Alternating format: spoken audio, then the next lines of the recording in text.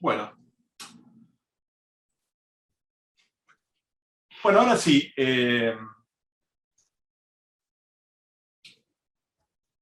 Bienvenidos entonces a todos y todas al taller de trabajo final de carrera TFCB.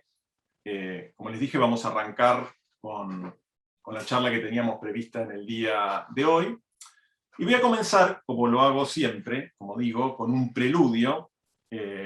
Y como ya lo he dicho en varias oportunidades, el preludio es un término musical que indica lo que antecede al juego, ¿no? A nosotros nos importa mucho dentro de la propuesta pedagógica del taller, ustedes ya lo han visto a lo largo del primer cuatrimestre, esta posibilidad del juego serio que implica todo proceso creativo, y el preludio va en ese tono. Y además, el preludio indica el tono anímico de lo que va la charla. Y en este caso, me interesa pensar, junto con ustedes, en algunas cuestiones de lo que hemos desarrollado en el primer cuatrimestre desde el punto de vista metodológico, desde el punto de vista conceptual, en relación al proceso de diseño. Y voy a comenzar citando y leerles unos fragmentos de un libro que recomendamos en el primer cuatrimestre, recuerdo bien, que es de Michel Foucault, que es Nietzsche, la genealogía y la historia, cuya tapa tenemos acá, es un texto editado en Valencia por la editorial Pretextos, muy recomendable. Y en una parte de ese texto, Foucault dice así: Paul Rée se equivoca al describir génesis lineales, al ordenar, por ejemplo, solo en función de lo útil, toda la historia de la moral. Como si las palabras hubiesen guardado su sentido, los deseos su dirección, las ideas su lógica. Como si este mundo de cosas dichas y queridas no hubiese conocido invasiones, luchas, rapiñas, disfraces, astucias. De ahí la necesidad, para la genealogía, de una indispensable cautela.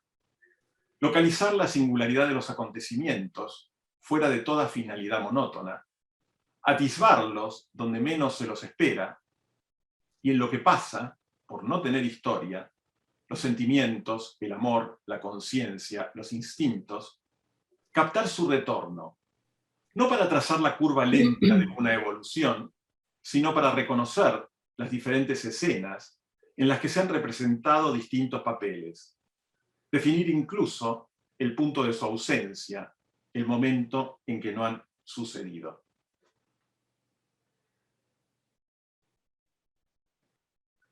Y luego continúa Foucault, en relación a este tema de la genealogía o de un proceso genealógico en oposición, que es un poco lo que trata el texto, entre otras cuestiones, a la idea de la historia como historia lineal.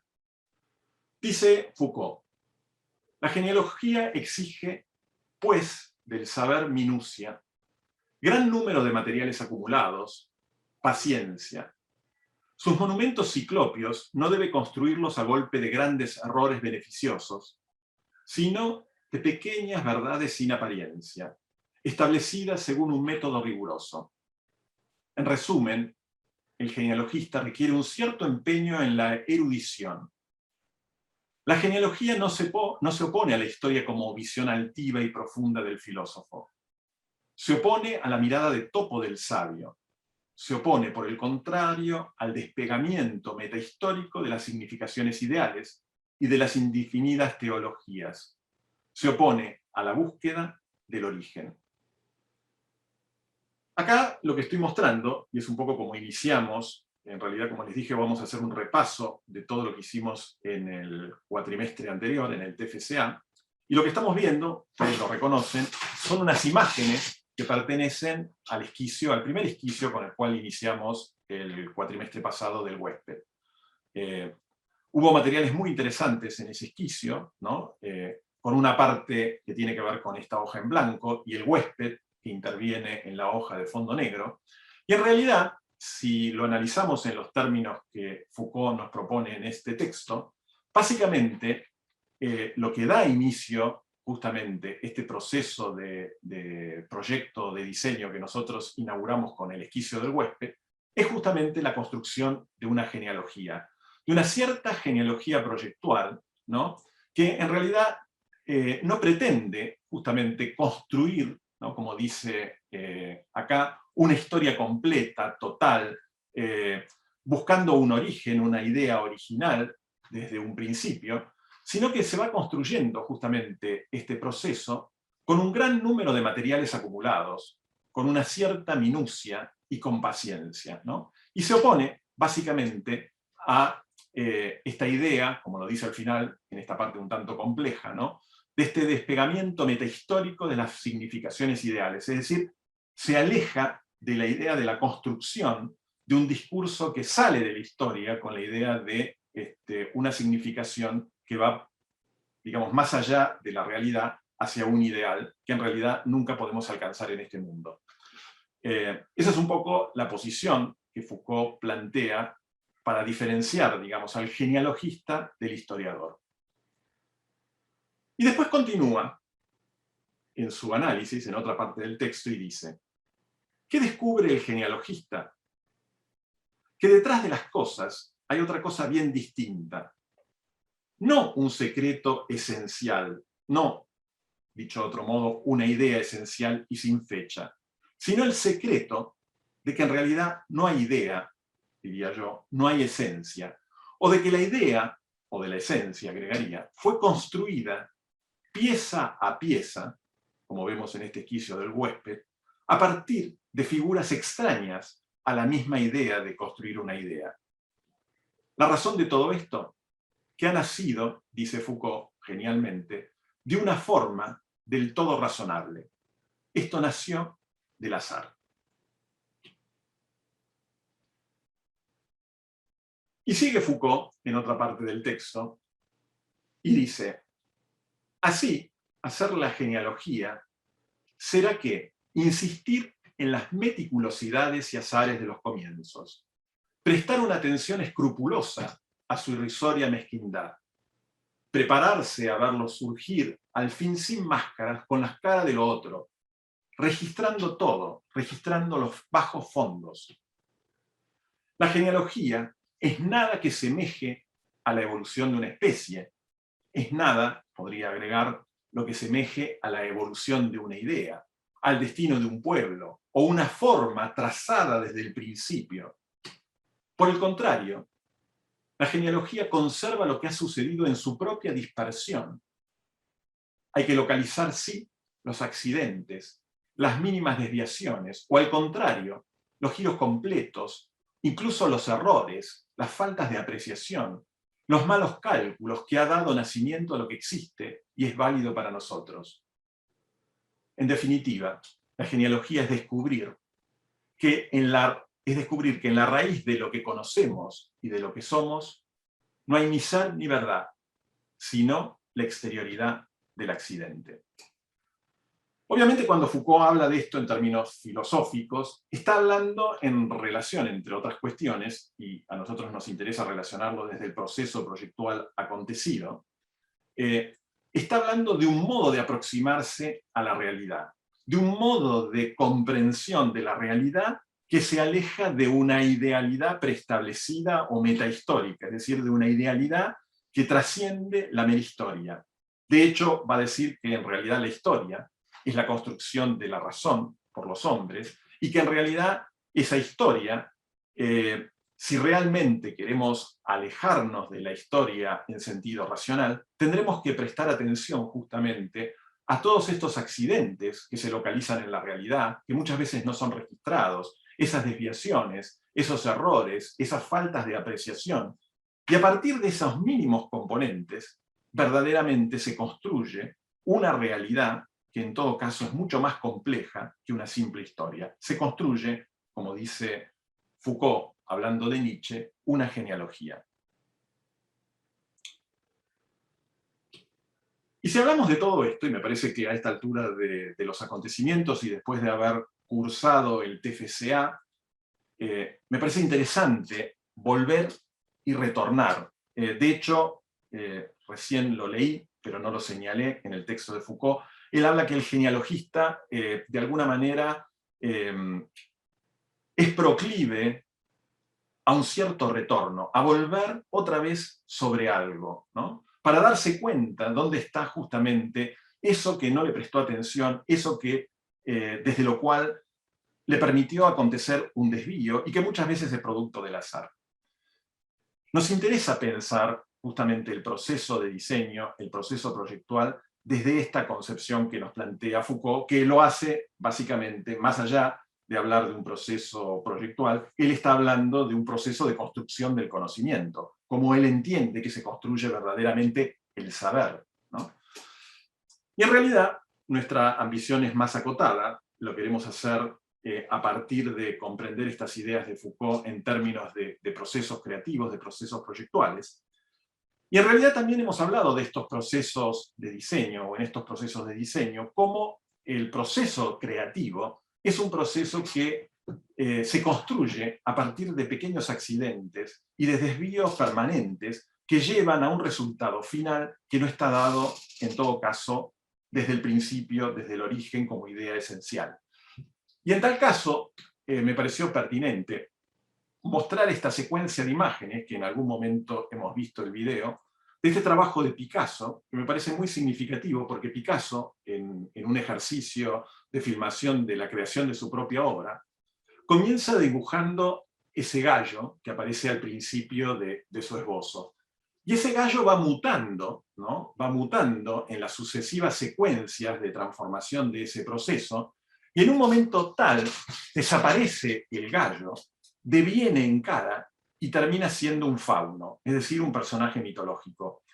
Pero eso que es el resultado final no estuvo en el origen, no estuvo en el principio, esbozado como una idea esencial o como un principio, como va a decir también Foucault, teleológico, es decir, teleológico, ya también en alguna oportunidad interpretado esta palabra, significa telos, con el fin a la vista, ¿no? Cuando uno transita un proceso teleológico, que es como normalmente aprendemos a transitar los procesos de diseño en la facultad, lo que queremos siempre es tener el fin a la vista, es decir, tener una idea esencial, una idea de partido, dicho en otros términos, y seguir hasta el fin con esa idea esencial, sin producir ningún desvío ni ninguna alteración. Bueno, lo que estamos viendo en este caso en el proceso creativo de Picasso es justamente la negación de un proceso teleológico y cómo el accidente o el desvío hace que partimos de un gallo y terminamos en un fauno.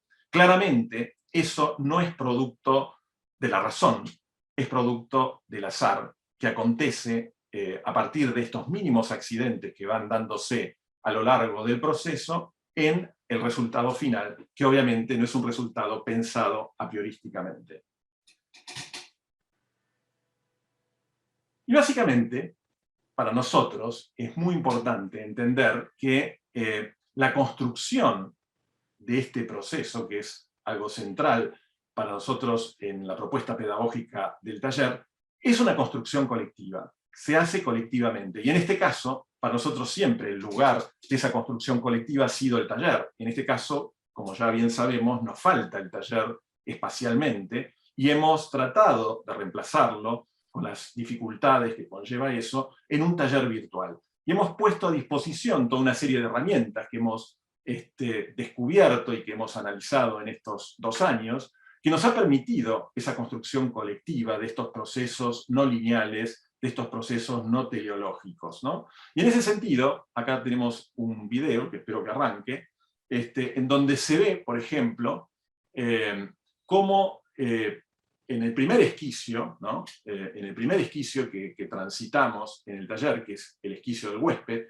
hay un trabajo en donde hemos construido una serie de imágenes no predeterminadas a partir de nuestra razón o nuestra idealidad, o de lo que ya conocemos o lo que ya sabemos, ¿no? Siempre nosotros decimos que lo más interesante del conocimiento no es cuando se construye en base a lo que uno ya sabe, sino lo más interesante es lo por saber. ¿Cómo construimos ese nuevo saber que no está? Bueno, nosotros creemos que eso es un trabajo colectivo y que tiene mucho del genealogista, y de alguna forma en este pequeño video que estoy compartiendo se ve como en el esquicio del huésped esto ha acontecido de esa manera.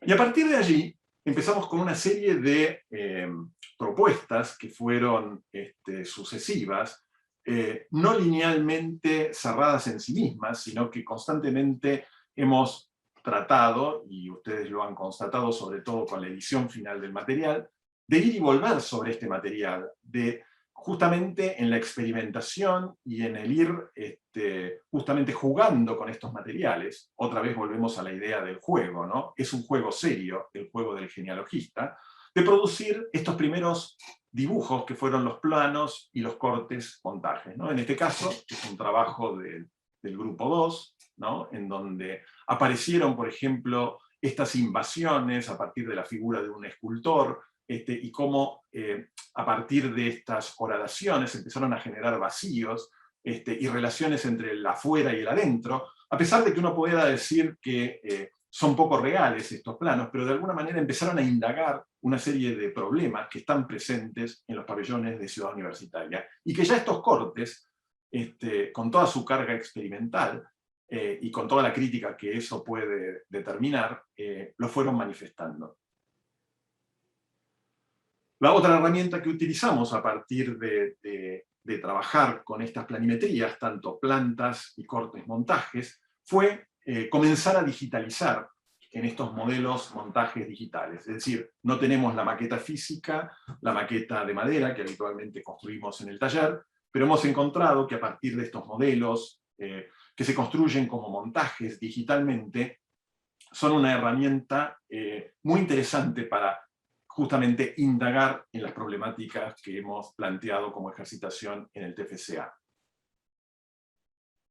Y esto lo hemos hecho construyendo este trabajo, como lo reclama de alguna manera Foucault, pieza a pieza, fragmento a fragmento, no deteniéndonos nunca en una idea totalizadora o global o esencial, sino justamente a partir del desvío que da cada uno de estos fragmentos, de las experimentaciones que estos fragmentos nos permiten, hemos construido justamente, fragmentariamente, esa genealogía proyectual. Y otra herramienta que fue clave y que, digámoslo, de alguna forma introducen los elementos, la caja de herramientas materiales con las cuales nos manejamos en el taller para producir los materiales proyectuales, y que todos ellos están cruzados por la idea del montaje, es decir, por la idea de traer en colisión materiales muy diversos e incluso disímiles o contradictorios entre sí. Nos parece que eso es parte de lo que acontece en toda la realidad, y que el material proyectual, si quiere verdaderamente constituirse en algo que tenga que ver con esa realidad de la manera más fiel posible, tiene que estar hecho también de esas contradicciones. Y en ese sentido el fotomontaje, como lo define magistralmente Enrique Miralles, dice: el fotomontaje fija vagamente una realidad que podría ser una realidad dada en ese lugar. Fue otra de las herramientas que utilizamos justamente para construir estas genealogías proyectuales. En este caso, se trata de un fotomontaje que apareció del grupo 5, que nos pareció siempre como muy significativo, como de alguna manera esto, ¿no?, que es el horizonte indefinido de ese río de la Plata inmenso, infinito, del cual hemos hablado, puede ser recuperado de alguna manera en Ciudad Universitaria, o debería ser recuperado de alguna manera en Ciudad Universitaria, algo que la Ciudad Universitaria actual a nivel peatonal ha perdido, a nivel público ha perdido. Como yo les dije, simplemente es posible ver ese horizonte infinito en los pisos más altos, que justamente son los pisos menos públicos de la facultad. Y así como hemos podido recuperar esos horizontes a través de la figura del fotomontaje, también hemos podido con el fotomontaje construir estas realidades distópicas o disímiles de lo que es o de lo que son los pabellones de Ciudad Universitaria, pero que de alguna manera también el tema de la pandemia nos está proponiendo, ¿no? Es decir, cómo incorporar el espacio exterior en el interior, cómo de un edificio hermético, como son los pabellones, y lo hemos analizado a lo largo de todo el cuatrimestre, empezar a generar otro tipo de relaciones que nos vinculen con el afuera de una manera mucho más amigable, teniendo en cuenta además que estamos en un momento de pandemia y que seguramente cuando volvamos a una nueva normalidad, digo nueva normalidad porque será distinta a la que dejamos, la relación con el afuera, una relación más amigable con la naturaleza, la vinculación con los otros, sea distinta, y me parece que la universidad no debe estar alejada, como parte de un pensamiento crítico, de empezar a construir o a pensar estas realidades. Y esto mismo lo vemos en otras aproximaciones de fotomontajes producidos por ustedes, ¿no? De cómo esos edificios herméticos empezaron a abrirse, empezaron a vincularse con el río. Yo diría que casi como diagnóstico colectivo, y que todos los trabajos han compartido en más o en menos, pero todos están atravesados por lo mismo, esta recuperación del horizonte del río, la vinculación con el pantano, la apertura hacia nuevas relaciones con el afuera, fueron todos temas que, desde lo proyectual, fue construyéndose en cada uno de los equipos de esta manera. Y acá tenemos, en este caso, un fotomontaje aéreo, en donde se ve en una muy buena propuesta esta posibilidad de concreción material del espacio a partir de esta problemática planteada. Y este es otro trabajo de otro equipo, del grupo 2, después vamos a hablar particularmente de los 5 grupos, en donde se plantea lo mismo, ¿no? Es decir, cómo construir un nuevo frente costero a la universidad, cómo vincular esos espacios entre interiores y exteriores con el afuera, y qué propuestas, en este caso particular del grupo 2, encontraron muy poéticamente para recuperar la lejanía del horizonte desde el espacio abierto entre los pabellones. Otra herramienta que apareció también como consecuencia del fotomontaje, de los modelos digitales que estuvimos utilizando, de los planomontajes, de los cortes montajes, son los dibujos montajes digitales, es decir, la posibilidad de indagar a partir de la herramienta del dibujo, con la precisión que todo dibujo de arquitectura debe tener, con esa precisión material, con esa precisión de escala. Insistimos mucho justamente en estas dos cuestiones, ¿no? La definición material de la arquitectura, que es su génesis, es decir, la arquitectura es materia y se construye en primer lugar a partir de saber construir un dibujo, y cómo esos dibujos además manifiestan una escala. Bueno, hemos charlado de muchas de estas cuestiones cuando vimos la construcción de estos espacios a partir de los pabellones de Ciudad Universitaria. En este caso, dos muy buenos cortes, montajes digitales. Y todo esto fue acompañado en el primer cuatrimestre y va a continuar en el segundo con clases teóricas, ¿no? Tuvimos una serie de charlas en el primer cuatrimestre, que como siempre digo, esas charlas están enfocadas a echar luz a la propuesta pedagógica del taller, a poder hablar de estas cuestiones que están implicadas con el pensamiento, que sabemos que son complejas, que se apoyan también en la lectura, que hemos hecho y muchas, pero es necesario también ser explicitada a través de las clases teóricas, que en este caso, bueno, fueron dadas de esta manera virtual como estoy haciendo en este momento. La primera clase, más allá del enunciado de la propuesta pedagógica, que en realidad es la clase número 1, fue una clase dedicada al surrealismo y arquitectura. Y en realidad, para recordar algunas de las ideas planteadas en esta charla, de lo que estuvimos hablando es cómo esta vanguardia arquitectónica, tan importante en el siglo XX, ¿no? Una vanguardia tardía, porque como lo dije en su momento y lo recuerdo ahora, el surrealismo es una vanguardia que aparece después de acontecida la Segunda Guerra Mundial y aparece como crítica fundamentalmente a esas visiones mecanicistas o maquinistas que son propias de las vanguardias históricas de principios del siglo XX, como el constructivismo, el neoplasticismo, o el cubismo. El surrealismo se planta con su primer manifiesto, escrito por Breton en el año 1924, y con las ideas de Freud, ¿no? Y el psicoanálisis, ¿no? Y la recuperación del automatismo psíquico, y la idea de lo siniestro como categoría estética, construyen toda una poética que, a nuestro juicio, hay que prestarle atención como la posibilidad, justamente, de la construcción de un pensamiento no fundado en ideas a priorísticas o ideales. En realidad el surrealismo, si tendría que sintetizarlo en una palabra, y con perdón de la palabra síntesis, que como saben no me gusta, fue trabajar con la inmediatez. Si el surrealismo nos dejó algo como programa, es justamente esta idea de plantear una aproximación a la realidad a partir de la inmediatez. Y eso lo hizo con un concepto que en realidad lo trajo a presencia por primera vez Marcel Duchamp, que fue un artista dadaísta, con la idea del ready-made. con la idea del objeto encontrado. Entonces estuvimos hablando del famoso mingitorio o de la rueda de bicicleta arriba de una banqueta, que en realidad son ready-mades, objetos encontrados, ¿no? El objeto ya está dado, decía Duchamp, ¿no? La labor artística es básicamente una labor intelectual que hace el artista construyendo intelectualmente la obra, pero el objeto ya está dado, ya está ahí, ¿no?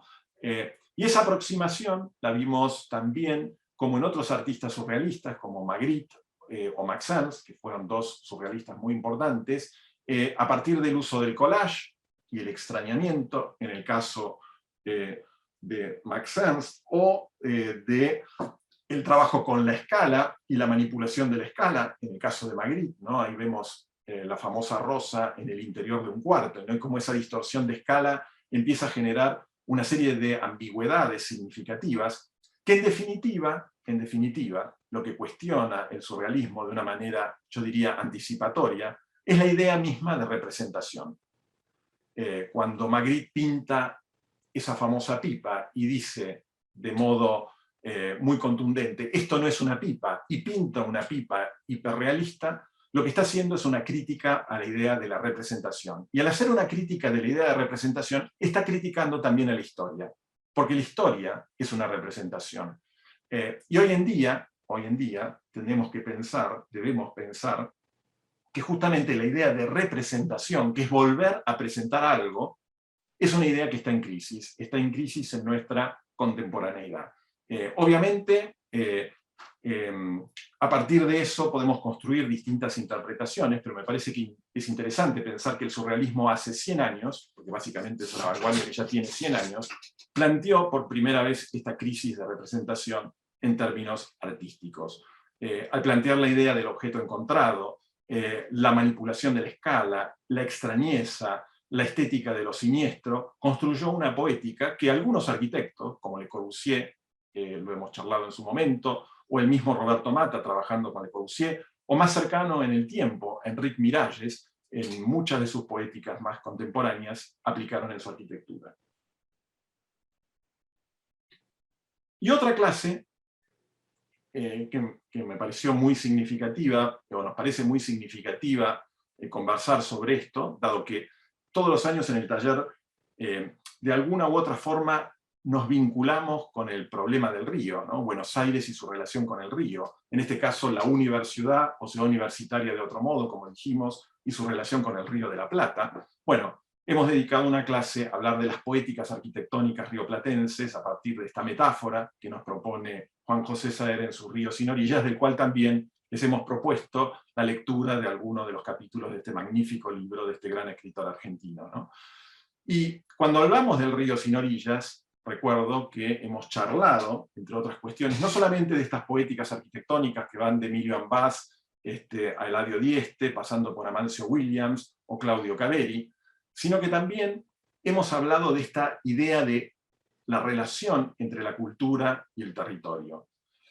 Y creo que esto, en este cuatrimestre en particular, el tema de la cultura, que lo he desarrollado en esa clase del primer cuatrimestre, si recuerdan, analizamos el texto de Heidegger, Construir, Habitar y Pensar, en donde plantea, de un modo magistral, la idea de la cultura como cultivo y como cuidado. Creo que hoy más que nunca, me atrevería a decir, y en tiempos de pandemia, esta idea del cuidado, que es lo que nos permite un genuino habitar, es central en nuestra disciplina, es central en nuestras vidas. Hoy debemos cuidarnos, y en realidad, diría, nos cuidamos poco. Y ese es un problema cultural, planteado en estos términos. O sea, el problema del cuidado es un problema cultural. Las sociedades que se cuidan poco es porque de alguna manera no cultivan adecuadamente sus raíces culturales. Y la cultura nace como cultivo, dice Heidegger, casi también parafraseándolo Caveri a Heidegger. Él decía que un buen edificio nace de la tierra y tiene que echar raíces en la tierra. Y hemos visto distintas expresiones culturales de nuestro territorio, algunas más modernas, ¿no? Como estas que estamos viendo acá, entre Amancio Williams, Petoruti y Jules Solar, otras más arraigadas a la tierra, otras versiones de esta cultura, como el caso de Caveri, del cual vamos a hablar más en detalle y en profundidad en este segundo cuatrimestre, con una clase que le voy a dedicar especialmente, o Antonio Berni o Eladio Dieste, del cual tuvimos ocasión de visitar sus magníficas obras en Uruguay, cuando podíamos todavía viajar con el taller. Ojalá en algún momento podamos otra vez disfrutar de estas obras en vivo y en directo, como lo hemos hecho en años pasados. Y esto es un breve repaso, quería hacer porque me parece importante volver, retornar, ¿no?, en este pensamiento de, como también lo hemos dicho, o lo he dicho en alguna oportunidad en el primer cuatrimestre, que a veces un verdadero avanzar es un caminar hacia atrás, ¿no? Me parece que volver a dar vueltas sobre lo que hicimos y visto desde otro lugar nos ayuda a afirmar algunos pensamientos, aunque sea provisoriamente. Y es un poco lo que hice en esta primera parte de la charla. Ahora lo que les voy a contar es un poco lo que estuvimos pensando con el equipo durante las vacaciones, que en realidad no fueron tales, porque estuvimos reuniéndonos prácticamente siempre, para armar justamente la propuesta del segundo cuatrimestre, en donde tendremos nuevas clases teóricas, haremos nuevos montajes, les vamos a proponer nuevas lecturas, y también un nuevo lugar dentro de la universidad. Seguimos trabajando, obviamente, en Ciudad Universitaria, pero vamos a sacar el foco del lugar en el cual estuvimos trabajando en este primer cuatrimestre, que fueron los pabellones y el espacio entre los pabellones 2 y 3. Entre las nuevas charlas, hay algunas que en realidad no son tan nuevas para nosotros, o por lo menos en lo personal son charlas que vengo dando hace muchos años, pero que hace 2 años muchas de estas charlas, por el tema de la pandemia y demás, no las doy. Y la primera va a ser dedicada a este gran maestro de la arquitectura del siglo XX, que fue Louis Kahn, una charla que titulo Louis Kahn y las instituciones del hombre. Vamos a hablar en extenso de este concepto que inaugura Kahn para la arquitectura moderna, al reformular la idea de programa y proponer, en contraposición a la idea del programa, que él va a decir siempre, casi podría decir de un modo despectivo, un programa es un listado de funciones o es la copia de un edificio hecha generalmente por un mal arquitecto. Él lo va a reformular con la idea de la institución como va a definir él lo que es una institución del hombre, como las casas de las inspiraciones. Kahn es un poeta de la arquitectura y como poeta cree en el poder de la inspiración poética. Y él va a decir que fundamentalmente las instituciones del hombre son las casas que alojan esas inspiraciones. Y vamos a hablar justamente de cuáles son esas instituciones para Kahn. No quiero adelantarme a esa charla, pero básicamente va a estar dedicada a hablar del concepto de institución y de otra serie de conceptos o pensamientos que estructuraron su propia obra a partir de algunos edificios notables, que va a ser interesante visitar junto con ustedes. La segunda charla que propongo para este cuatrimestre, que tampoco la di el año pasado, va a estar dedicada a este gran maestro de la arquitectura italiana de la segunda mitad del siglo XX, que fue Carlo Scarpa, que paradojalmente fue muy admirado por el propio Kahn. Kahn le va a dedicar un poema a la obra de Scarpa, y en realidad, si hay algo que identifica el trabajo del fragmento, el trabajo del genealogista que nosotros proponemos metodológicamente en el taller, si hay un arquitecto que puede encarnar esta idea de ese trabajo con el fragmento, con cada uno de los episodios o lugares que conforman su obra, es la obra de este gran maestro italiano que es Carlo Scarpa, que practicó aquello que también le da título a la charla, el enigma de lo poético. Porque hay que entender que una visión poética de la arquitectura, que es un poco lo que reivindicamos casi románticamente en el taller, lo poético en realidad, como vamos a hablar en esta charla en particular, es un enigma. No lo podemos definir conceptualmente ni racionalmente. Y así también la obra de Scarpa. Y finalmente, la última charla que voy a dar este segundo cuatrimestre va a estar dedicada a este gran maestro de la arquitectura argentina, que nos hizo pensar por primera vez en nuestra arquitectura local la posibilidad de pensar justamente una arquitectura desde acá. Como va a decir Caveri en uno de sus libros, un mirar desde aquí. Construyendo una obra en espiral. Y vamos a hacer un recorrido, en este caso virtualmente, porque otros años hemos visitado sus obras en Moreno, en Maschwitz o en Martínez, como la iglesia de Fátima, y vamos a hacer un recorrido por su obra y su pensamiento que también nos parece muy rico para adentrarnos en distintas miradas, y eso es un poco lo que va la propuesta de charlas teóricas del segundo cuatrimestre, las distintas miradas o las distintas poéticas de arquitectos que nos parecen notables y que son referentes siempre en el taller. Y el primer ejercicio que vamos a lanzar el día de hoy, y que como ya les adelanté, es un ejercicio que va a ser individual. A nosotros nos interesa en este segundo cuatrimestre tener también una evaluación individual de cada uno de ustedes, dado que vienen trabajando en equipo, y de paso lo digo, existe la posibilidad en este momento, si algún equipo se quiere reformular o rearmar, estamos abiertos a que eso acontezca. Pensamos que muchas veces eso sucede por distintas circunstancias. Bueno, el momento de reformularlo y pensarlo es ahora, pero van a tener un tiempo para terminar de definir la conformación de los equipos del segundo cuatrimestre, porque vamos a arrancar con un ejercicio individual. De hecho, la próxima clase vamos a hacer una exposición, ya les vamos a indicar de qué, de una serie de materiales que vamos a compartir en la clase de hoy, pero que van a dar inicio a esta idea del edículo, o como lo llamamos nosotros, el edículo montaje. La diferencia sustancial entre el TFCA y el TFCB, como lo planteamos nosotros, en realidad es un curso, podríamos decir, anual, que está dividido en 2 cuatrimestres administrativamente, pero que también tiene diferencias conceptuales.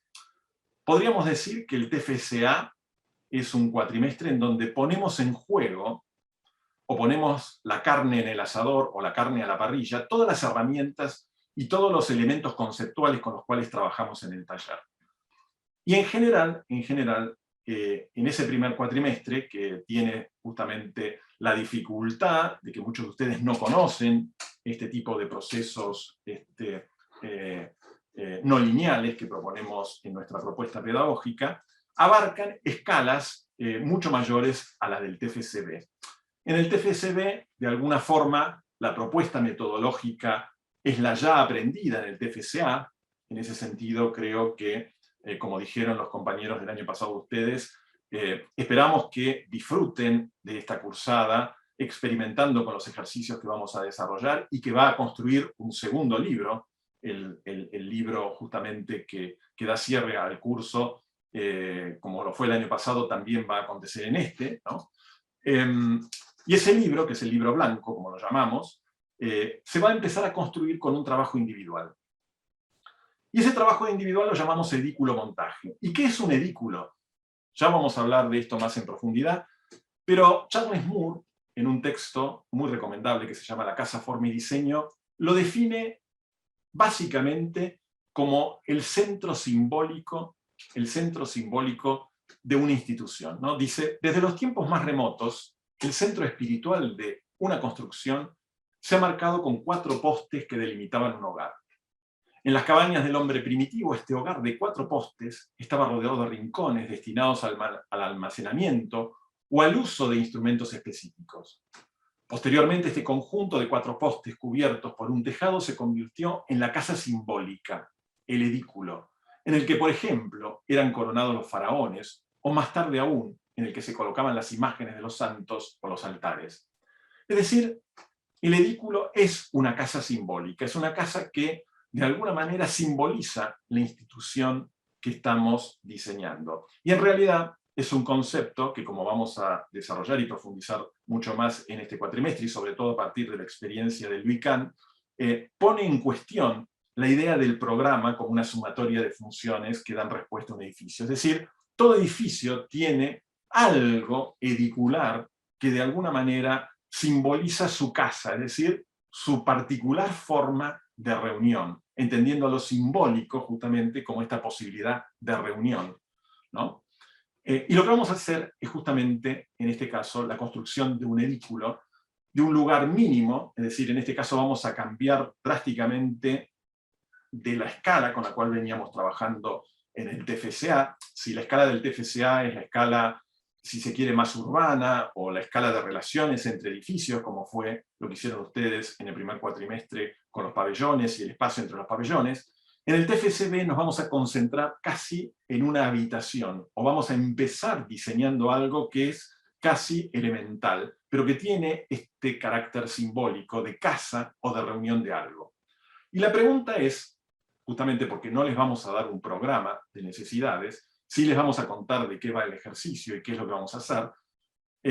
Edículo en relación a qué? Bueno, básicamente, este edículo, que vamos a trabajarlo un poco, y esto también lo voy a desarrollar en la clase del Vican, a partir de unas imágenes significativas de lo que son justamente estas construcciones ediculares.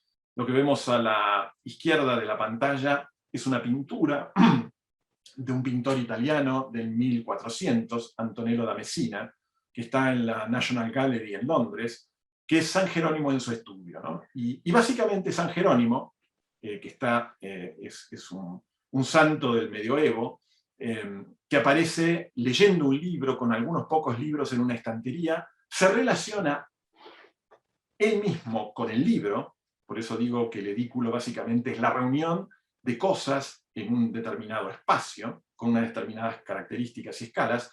Vemos la reunión de él mismo con un libro, en donde él lo está leyendo, donde también tiene la posibilidad de escribirlo, y está alojado en un espacio mayor que lo contiene, que a su vez está en otro espacio mayor que lo contiene, ¿no? En este caso, se trata de un monasterio medieval. Uno puede inferir a través de las ventanas que se ven al fondo de la imagen que está en la campiña. Si uno hiciera zoom en esa imagen, vería que esa campiña tiene unas montañas y un río que lo atraviesa y un pueblo lejano. Aparece el cielo poblado de aves, aparecen los arcos ojivales que dan lugar justamente a esta abadía, y dentro de este contexto, que está dentro de otro contexto, o para decirlo más precisamente en los términos, de un mundo adentro de otro mundo, y ese mundo adentro de otro mundo, aparece este mueble. Eso es un espacio edicular. Es un espacio que aloja una escala particular de relación entre el hombre con otra cosa, en este caso de un hombre con un libro, y que va a ser muy importante, como vamos a ver, en la biblioteca de Exeter del Vican cuando hablemos de Kant. Aparece ahí también otro personaje que está más en penumbra o en sombra. Si ustedes miran la figura, después lo vamos a analizar, que es la imagen de un león, que está ahí en sombras, a la derecha de la imagen, que lo está observando San Jerónimo, porque San Jerónimo siempre está relacionado con la figura de un león. De hecho, hay una famosa pintura, que les recomiendo que la busquen, que está en el Museo Vaticano, que es de Leonardo da Vinci. Es un cuadro inconcluso, no terminado, como todas las obras de Leonardo. Leonardo abandonaba sus obras, no las terminaba, en donde aparece San Jerónimo, pero es un San Jerónimo totalmente distinto a este de Antonello da Messina. Es un San Jerónimo que está semidesnudo en un pozo con un león al lado.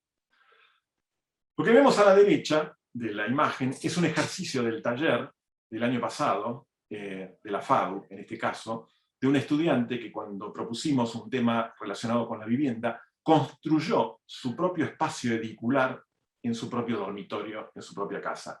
De eso va la escala del edículo.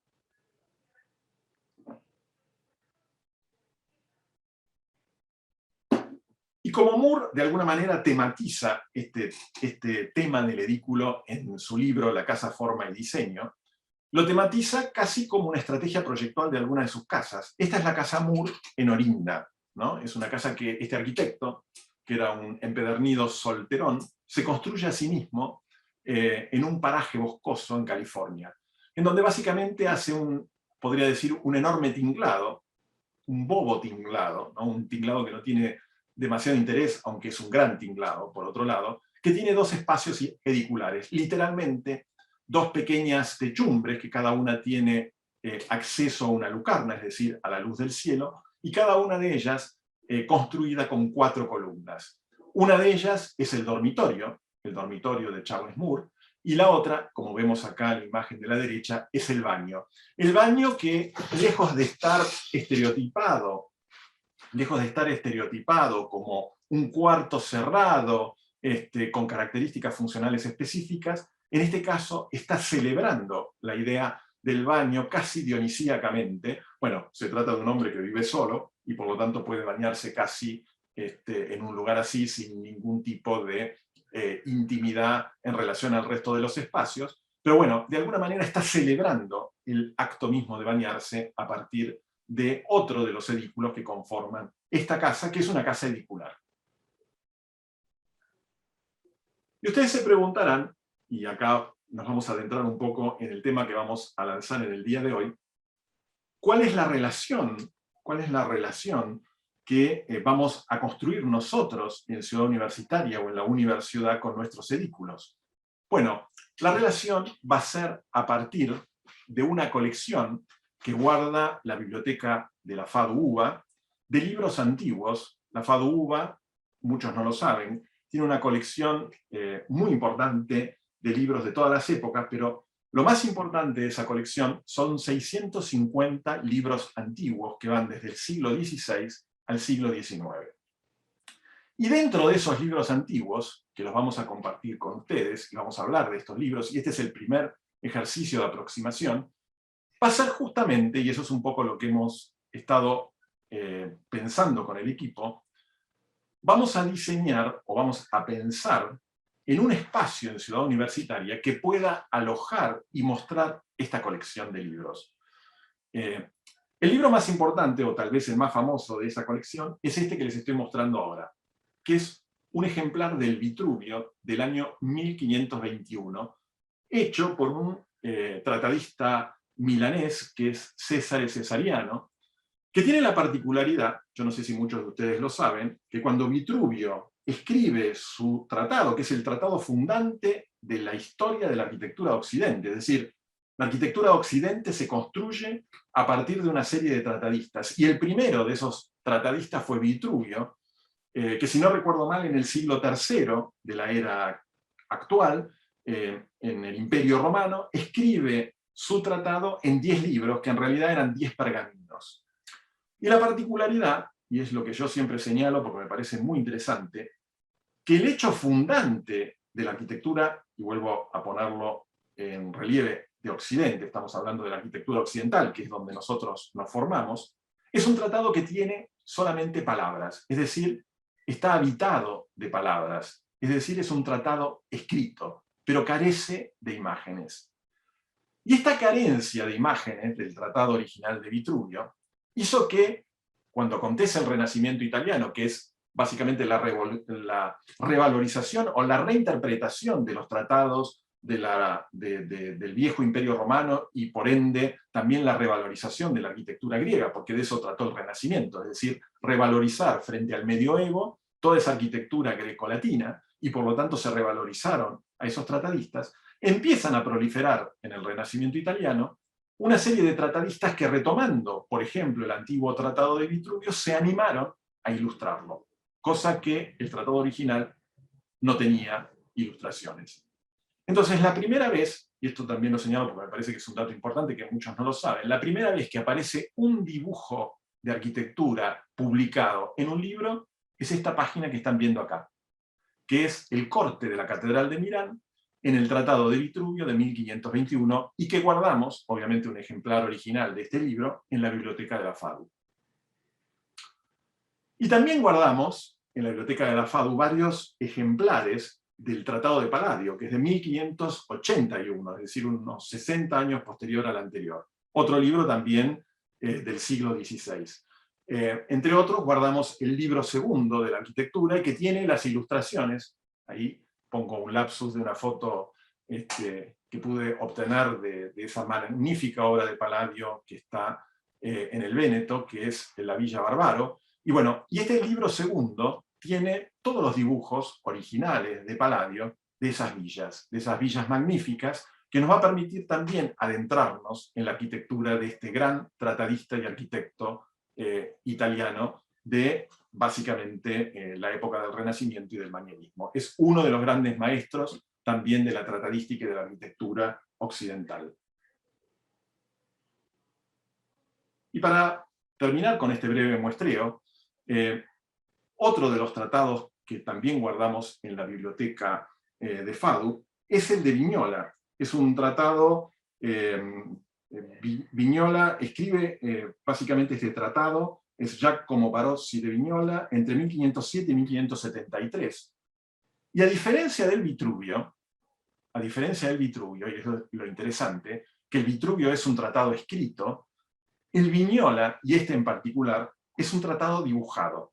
Prácticamente no tiene palabras y tiene estos magníficos dibujos, que también son originales y que los vamos a compartir, para que uno también se dé cuenta cómo dibujaban arquitectura en aquellos años y todo lo que de alguna manera todavía nos falta aprender en términos de disciplina. Es decir, toda la disciplina de la arquitectura nació con estos dibujos, nació con estos tratados. Entonces, casi estamos pensando en una institución que con la excusa de alojar estos libros nos permita pensar también en los orígenes de la enseñanza de nuestra disciplina en Occidente.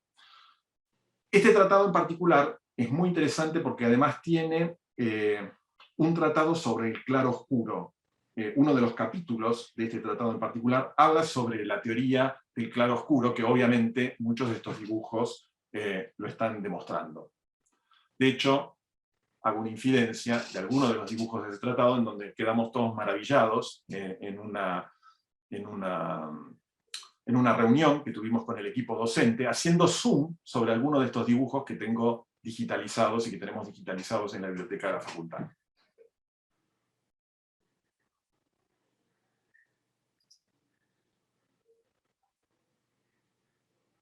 Como les dije, este es un programa real. Yo creo que algunos de ustedes lo saben, por ahí otros no, pero bueno, yo soy el director de la biblioteca de la facultad, de la FADU, así que por eso tenemos la posibilidad de acceder a este material que no conoce mucha gente, y como parte de mi gestión yo estoy trabajando en este momento en ese tema.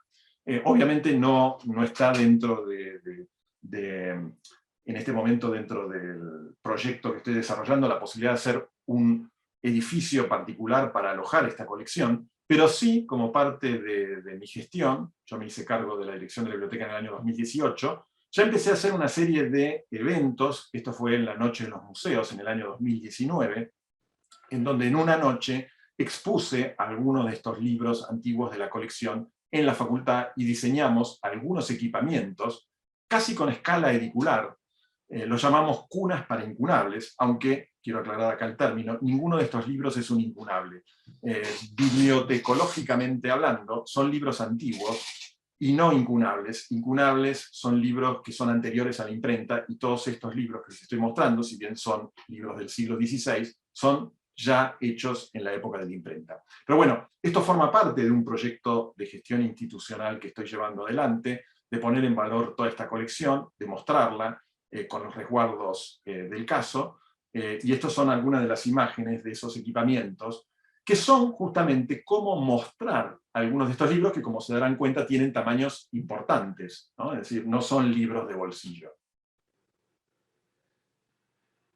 Y el lugar que hemos elegido dentro de la universidad para hacer este trabajo es este, que es un lugar magnífico. Estas son fotos muy recientes que Silvina y Tommy, en una visita que hicieron recientemente a Ciudad Universitaria, que esperemos en algún momento, si la situación epidemiológica lo permite, poder ir con todos ustedes y conocernos personalmente, aunque sea para ver este lugar desde afuera. Pero es un lugar que vamos a relevar, desde el cual estamos consiguiendo, ya hemos conseguido una serie de documentación de este lugar. Es el pabellón de industrias, que está próximo al pabellón 1 de Ciudad Universitaria. Es la parte más antigua de Ciudad Universitaria y además la que propone otra escala de trabajo. Tiene este magnífico patio. A mí me trae muchos recuerdos porque yo recuerdo que iba a almorzar cuando era estudiante al pabellón 1, porque el restaurante del pabellón 1 era el mejor de Ciudad Universitaria en aquellos tiempos. Estoy hablando de unos cuantos años atrás, y el lugar donde muchas veces nos juntábamos con los compañeros después del almuerzo, a leer o a charlar o ese tipo de cosas, o incluso a veces a comer un sándwich, era en esta plaza, ¿no? Que tiene una escala muy particular dentro de lo que es Ciudad Universitaria. Y es el pabellón de industrias. Es un pabellón que actualmente funcionan ahí una serie de laboratorios para investigadores. El acceso está restringido básicamente para esos investigadores que forman parte de la Facultad de Ciencias Exactas, pero bueno, ya estamos en contacto con el ingeniero, que es el que regentea este pabellón, para poder hacer por lo menos una visita externa al mismo, dado que lo vamos a relevar y a trabajar. Y la idea es, así como intervenimos en el primer cuatrimestre los pabellones 2 y 3, que tienen una escala enorme, es hacer una intervención más acotada en tamaño, más, si se quiere, con una escala edicular en relación a los libros, en estos pabellones de industrias que estamos mostrando y les estoy proponiendo. Tiene un lenguaje muy modernista, ¿no? Entre el hormigón y este ladrillo cribado. y como les digo, una escala muy interesante y muy particular, que nos parece mucho más acorde a la escala del TFCB que vamos a proponer y que siempre proponemos en el segundo cuatrimestre. Por supuesto, la intervención esencialmente pretendemos que sea tocando superficialmente, y para eso vamos a conocer el edificio y cómo funciona internamente y cómo es su estructura, tocando superficialmente alguna de las caras de este edificio, interviniendo seguramente también esta plaza central, que tiene una escala muy, muy particular y muy bella, por cierto, y proponiendo una nueva arquitectura para justamente que sea la casa de los libros antiguos de la Biblioteca de la FADU. Hay un ejemplo paradigmático, les vamos a dar también un listado de referentes, desde los cuales vamos a hacer una serie de despieces, pero hay un referente particularmente que me parece muy significativo sobre este tema que vamos a desarrollar este cuatrimestre.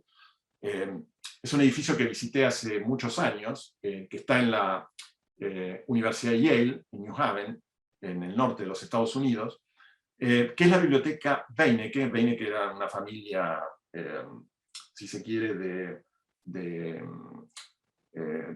que dio una donación muy importante a la Universidad de Yale y que le permitió a la universidad construir su biblioteca de libros raros y antiguos. Y el proyecto es un proyecto notable de un gran arquitecto, tal vez no muy conocido, de Estados Unidos. Hemos hablado en alguna oportunidad, recuerdo con el grupo 5, en alguna crítica colectiva de este edificio magnífico, que es de Gordon Bunshaft, uno de los ex socios del grupo SOM, ¿no? Skidmore, Owens y Merrill. Bueno, Gordon Bunshaft fue un arquitecto proyectista importante de ese estudio, que desarrolló edificios magníficos en Estados Unidos, y uno de esos edificios magníficos es esta biblioteca, que tiene el mismo tema, que de alguna manera, en otra escala, por supuesto, lo que vamos a hacer es mucho más pequeño, porque además la colección que tenemos es mucho más pequeña que la de la Universidad de Yale, que hizo este lugar de mostración y de exposición de estos libros raros y antiguos de la colección. Como verán, es una caja bastante neutra, que tiene por fuera esta apariencia casi de ser un cofre, y por adentro, cuando uno entra al interior de este edificio, descubre adentro del cofre otro cofre, que es la biblioteca de libros raros y antiguos, y también estos espacios ediculares que vemos aquí, en donde se exponen literalmente esos libros que guarda la biblioteca de Gordon Bunshaft. Todo esto es un proyecto del año 1960-1963, si no recuerdo mal, el revestimiento es una especie de ónix translúcido que le da una luz muy particular al lugar. Pensemos que el manejo de la luz en el espacio edicular es fundamental, pero en el caso de hacer un edículo para un libro antiguo, y de eso se trata el primer ejercicio que vamos a hacer, es una luz que tiene que ser muy tamizada y muy particular, porque son libros que la luz solar directa, así como la humedad, los altera y los arruina. Pensemos que son libros, los que vamos a exponer y a guardar, que tienen en promedio unos 500 años de antigüedad. Dicho esto, y volviendo a hacer una especie de retorno de lo que fue la clase 1 del TFCA, quiero repasar algunos fundamentos de la propuesta pedagógica del taller a la luz de todo lo que fue la cursada del cuatrimestre anterior y de lo que estoy contando ahora, porque me parece que vale la pena repasar algunos de estos conceptos que seguramente en el primer día de clases podían resultar enigmáticos o no del todo comprendidos, y me parece que es interesante retomarlos. Ese primer día de clase yo hablé de que una de las cosas que más nos preocupa en el taller es la construcción del problema del sentido. Básicamente porque creo y creemos que vivimos en nuestra contemporaneidad en una época en donde si hay algo que se manifiesta con mucha claridad es esa carencia de sentido, ¿no? Y la carencia de sentido se asocia con la banalidad, ¿no? Arendt dice una cosa fantástica. Dice, ¿qué es el mal? Dice, el mal es lo banal, o lo que carece de sentido. Es decir, el sentido tiene justamente una condición ética, tiene que ver con el bien. Esto que parece una perogrullada, me parece que es una condición fundamental de hoy en día, ¿no? Una época en donde estamos perdiendo valores esenciales, desde el punto de vista humano, valores humanistas, ¿no? De estas culturas humanistas que empezaron a construir el sentido. Y el sentido, yo lo expresaba en la primera clase, como lo dice este gran pensador francés, que es Jean-Luc Nancy, no se sabe qué es, o lo dice en otros términos. El sentido no es nada en sí, y siempre acontece en otra cosa. Y acontece haciendo acontecer, en este caso, otra cosa como sentido. Y acontece cuando la cosa aparece expuesta, o sea, cuando aparece ahí. Así, una de las definiciones que da Jean-Luc Nancy, el sentido es presencia, ¿no? Y lo ejemplificaba con estas imágenes que me parece que a la luz del trabajo de este cuatrimestre, en donde vamos a volver a los tratadistas, fundadores de la arquitectura de Occidente, de estos tratadistas grecolatinos, ¿no?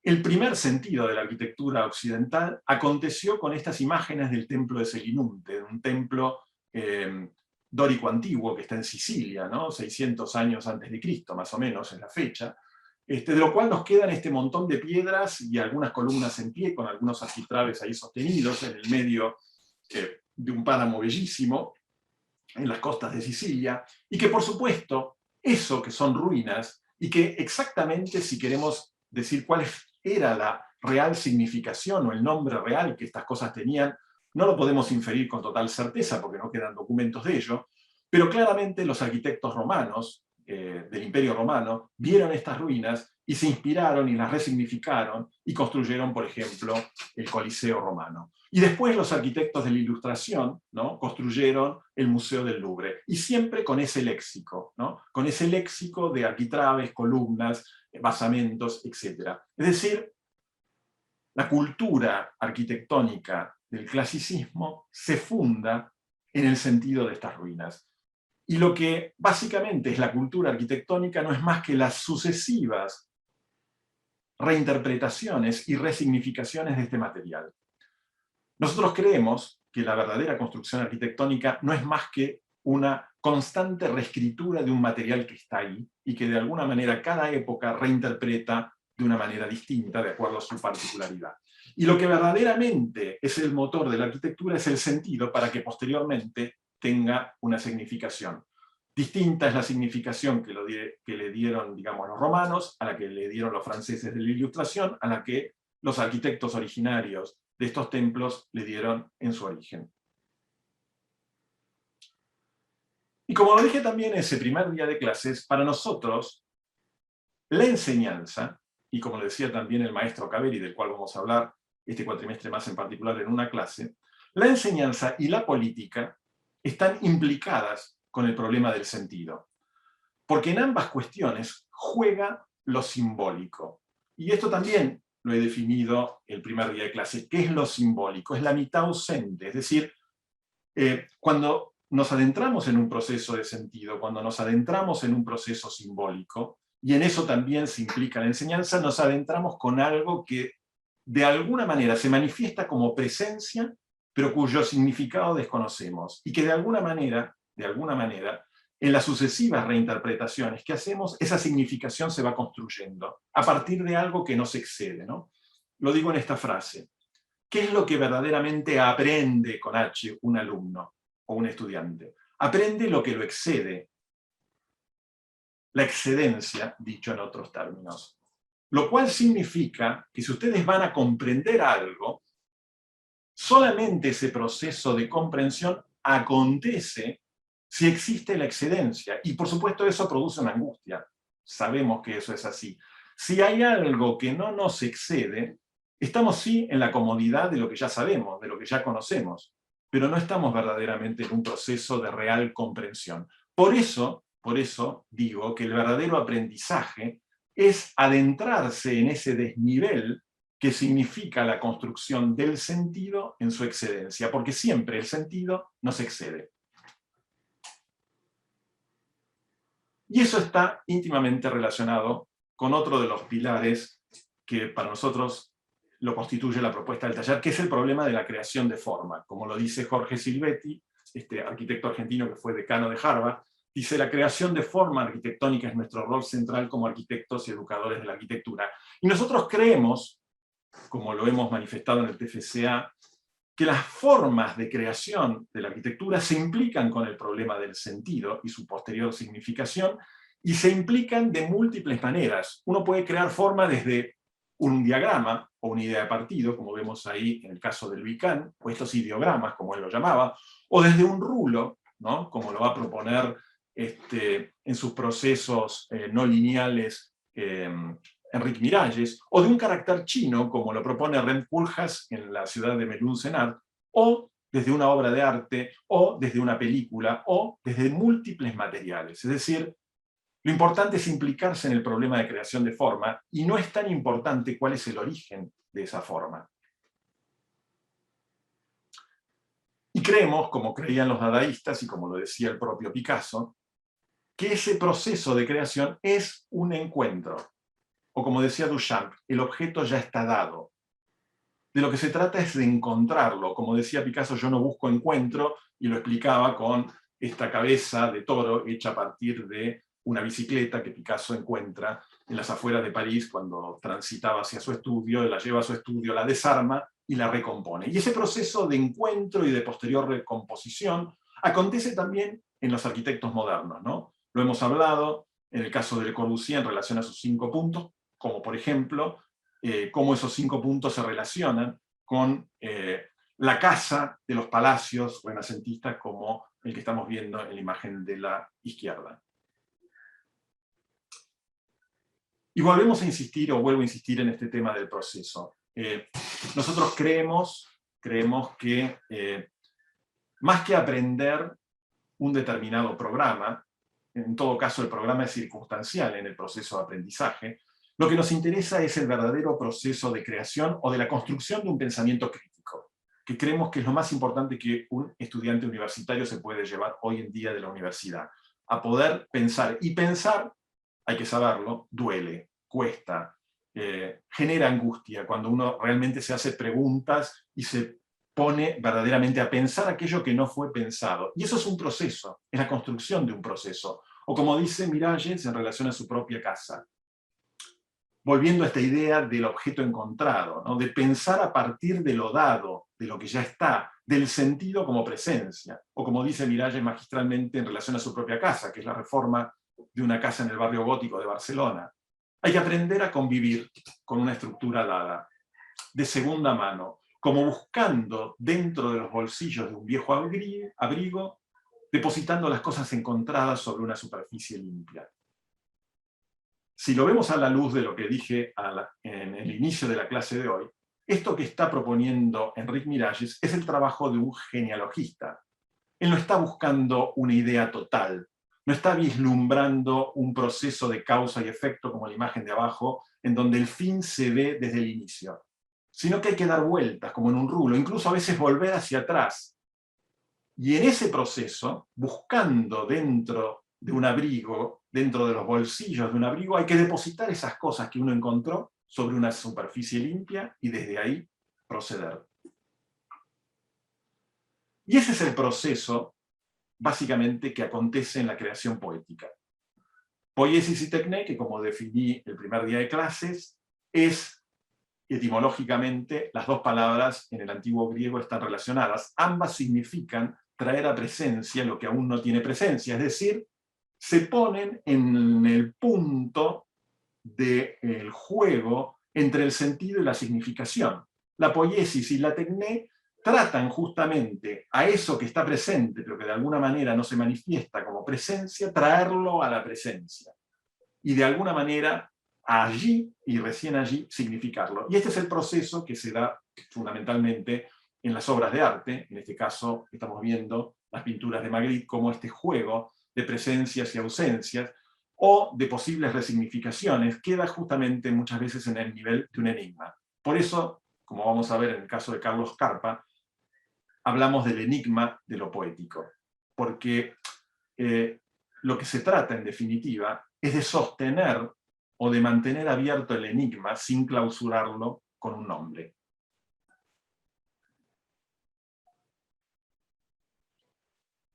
Lo que hace la razón es clausurar justamente la posibilidad del sentido.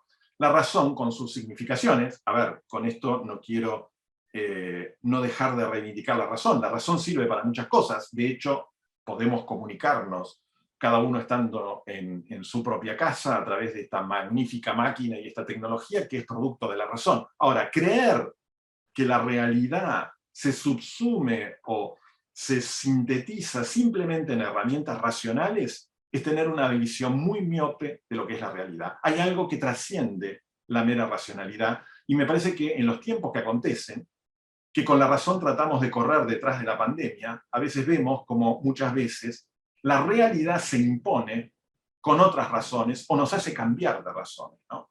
Y es por eso que Heidegger magistralmente hablaba de este proceso entre el razonar y el pensar. Razonar no es pensar. Me parece que eso es uno de los grandes aportes a la filosofía que hace Heidegger. Cuando él dice que razonar no es pensar, obviamente se gana un montón de enemigos por lo radical de este pensamiento, pero básicamente lo que está diciendo es que el pensar solo empieza cuando nos percatamos que la razón, que desde hace tantos siglos es exaltada, en realidad es la más porfiada enemiga del pensar. ¿Por qué? Porque la razón, al colocarse en el lugar de la significación, es decir, de poner nombre a las cosas, nos tranquiliza, pero aparta el problema del sentido. Y Heidegger, hace 70 años atrás, dijo esto que también fue muy radical, que es en relación al pensar, esta diferencia que estaba enunciando recién, ¿no? Que razonar no es pensar. Y justamente va a decir lo preocupante de nuestro tiempo, que es un tiempo que nos da a pensar muchas cosas, se muestra en que todavía no pensamos. ¿Por qué no pensamos? Porque si todo lo subsumimos a la razón, si todo es una relación de causa y efecto, o si a todo le podemos dar nombre, nos vamos a perder del silencio del innombrable. Nos vamos a perder el enigma de lo poético, que en realidad es imposible de ser nombrado. Por eso creemos y reivindicamos en el taller esto que decía el gran maestro de la arquitectura uruguaya, que en realidad no era arquitecto, era ingeniero, que la arquitectura es un arte. Si entendemos que la arquitectura, más que un producto de consumo, que es como muchas veces desgraciadamente se la entiende o se la enseña, ¿no? Más que un producto que se hace con un determinado fin económico, en realidad abre como posibilidad expresiva y simbólica esa capacidad que tiene el arte de comunicarnos un sentido, entonces la arquitectura es un arte. Pero, obviamente, no todas las obras de arquitectura comparten este estatus. Y de eso, de alguna manera, intentamos dar cuenta nosotros en el taller.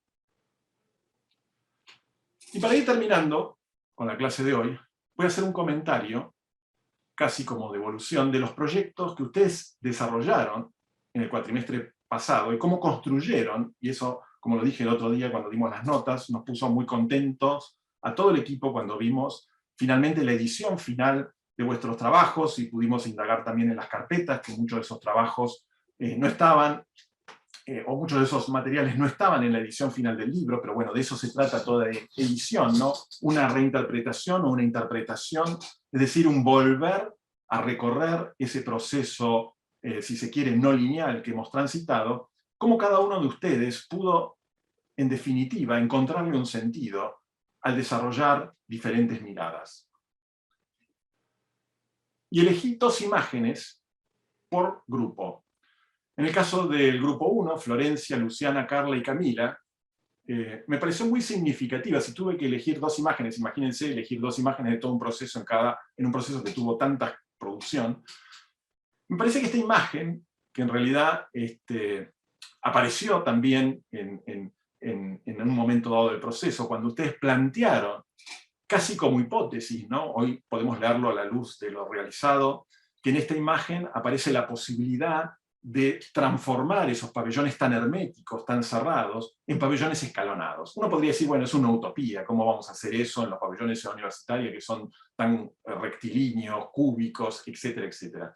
Pero esa posibilidad de un escalonamiento, de una relación más amigable con la naturaleza, de que eso nos permitiera tener terrazas abiertas al paisaje, y además esas terrazas sean verdes y pobladas de árboles, es una hipótesis muy potente.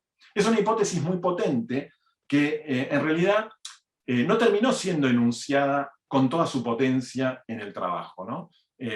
Muestro en general una imagen del inicio del proceso y una imagen de lo que terminó siendo el proceso al final, ¿no? Como esa secuencia de Picasso, ¿no? Sintetizada en 2 diapositivas, ¿no?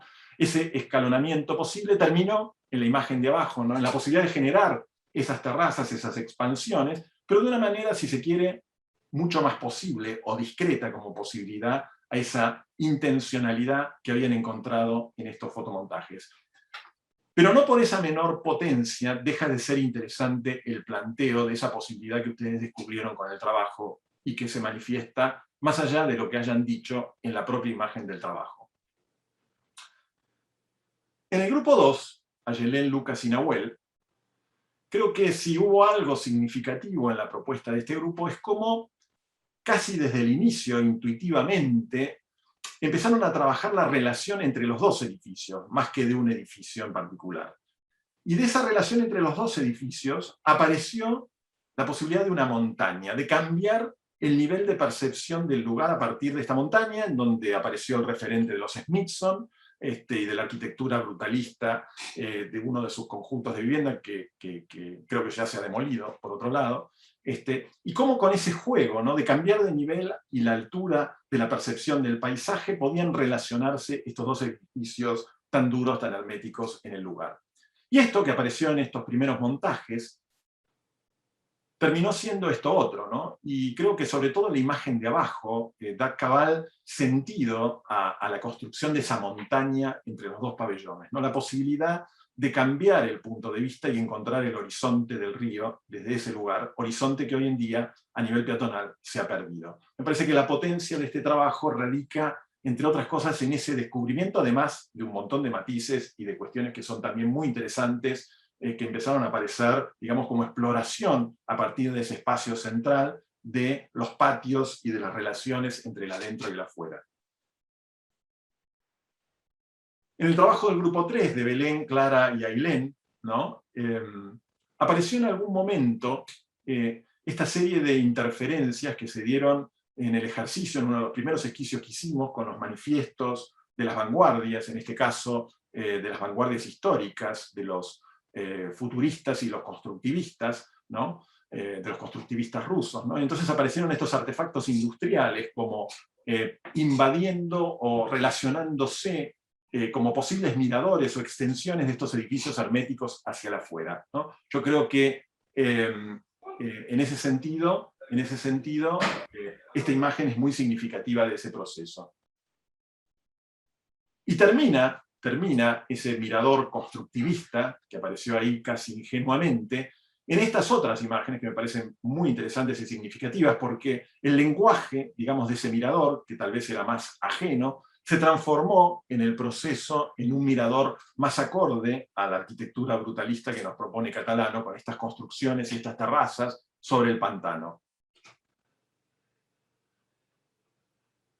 En el trabajo del grupo 4, el de Pilar, Josefina y Emilia, si hay algo que caracterizó al edificio, más allá de estas aperturas y de relaciones con el afuera, hay algo que caracterizó a este equipo en particular, que es la reconstrucción a partir de las ruinas del pabellón 4, que como todos saben, es un pabellón que quedó inconcluso y del cual únicamente hoy tenemos la platea de fundación y algunas columnas que emergen como parte del estacionamiento de Ciudad Universitaria. Por supuesto que a partir de esa idea que se fue desarrollando, que tuvo sus idas y sus vueltas, el trabajo devino, ¿no?, en estas imágenes que me parece que son muy potentes, de cómo la posibilidad de imaginar ese pabellón como algo que remeda, digamos, a los pabellones 2 y 3 en cuanto a la lógica de su lenguaje, pero que de alguna forma es mucho más abierto al paisaje, al contexto, al río, y que por lo tanto ese edificio hermético, cerrado en tiempos de pandemia, podría tener que ver con estos imaginarios que estamos viendo en esto que terminó siendo el trabajo, que por cierto también es otro buen trabajo del taller.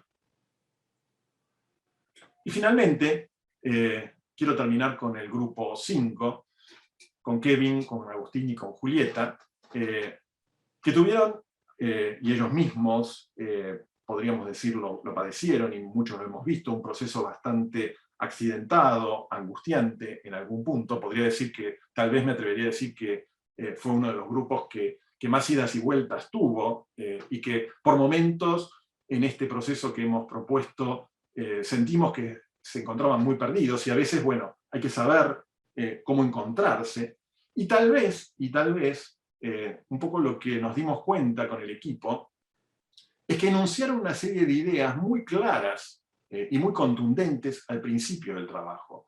Y tal vez esa contundencia no les hizo ver justamente la potencia de lo que estaban planteando, y en el medio, por distintas circunstancias, se perdieron en el camino. Y por suerte, y me parece que por eso es tan importante para nosotros la edición del material en el libro, lo volvieron a encontrar al final con una muy buena edición del material en el libro que cada uno de ustedes produjo. Me parece que esta imagen, que es muy significativa, que ya la mostré, este montaje, ¿no?, con esa especie de mirador y dársena que se mete en el Río de la Plata casi unívocamente, ¿no?, como otras tipologías que aparecen en la costa del río, ¿no?, en Costanera Norte, tenemos el Club de Pescadores, ¿no?, y cómo esta relación tan directa del horizonte del río con un mirador muy contundente, sin tanta parafernalia barroca como tienen otros trabajos, y esas terrazas, ¿no?, como posibles lugares de acceso o de prolongación de ese mirador que da la costanera, es muy significativa en este fotomontaje. Este fotomontaje da cuenta de un sentido del trabajo que hay que saberlo leer, y muchas veces uno lo puede leer después de acontecido el proceso, ¿no? Kant decía una cosa muy interesante, que ya lo vamos a ver cuando dé la charla. Él decía que el mejor momento para empezar un trabajo es cuando uno lo termina. Y es verdad. Y el trabajo terminó así, ¿no? Hubo una serie de imágenes al final que aparecieron como posibilidad de estas terrazas, como posibilidad de contemplación de este horizonte que muestra este trabajo que les estoy mostrando. Y para terminar, les dejo un pensamiento final de esta gran pensadora española, María Zambrano, del año 1940.